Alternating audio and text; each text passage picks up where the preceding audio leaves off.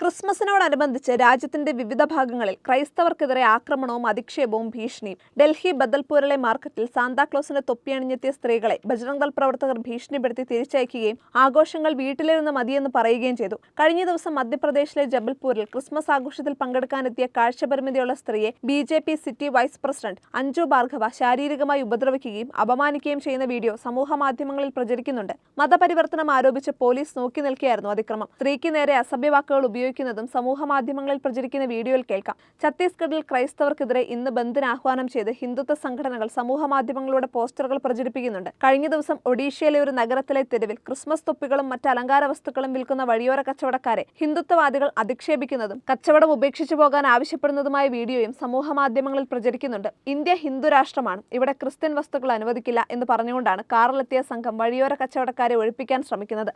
ആരുടെ അനുമതിയോടെയാണ് കച്ചവടം നടത്തുന്നതെന്നും സംഘം ചോദിക്കുന്നുണ്ട്. ഹിന്ദു സംഘടനകളുടെ പ്രതിഷേധത്തെ തുടർന്ന് ഹരിദ്വാറിൽ ഗംഗാനദിക്കരയിലുള്ള ഹോട്ടലിൽ ക്രിസ്മസിനോടനുബന്ധിച്ച് കുട്ടികൾക്കായി നിശ്ചയിച്ചിരുന്ന ആഘോഷം റദ്ദാക്കിയിരുന്നു. ഇതിനു പുറമെ ക്രിസ്മസിന് സ്കൂളുകൾക്ക് അവധി നിഷേധിച്ച് പകരം മുൻ പ്രധാനമന്ത്രി AB വാജ്പേയിയുടെ ജന്മശതാബ്ദി വർഷ സമാപനത്തോടനുബന്ധിച്ച് പ്രത്യേക പരിപാടികൾ സംഘടിപ്പിക്കാനുള്ള ഉത്തർപ്രദേശിലെ യോഗി സർക്കാരിന്റെ തീരുമാനവും വിവാദമായിട്ടുണ്ട്.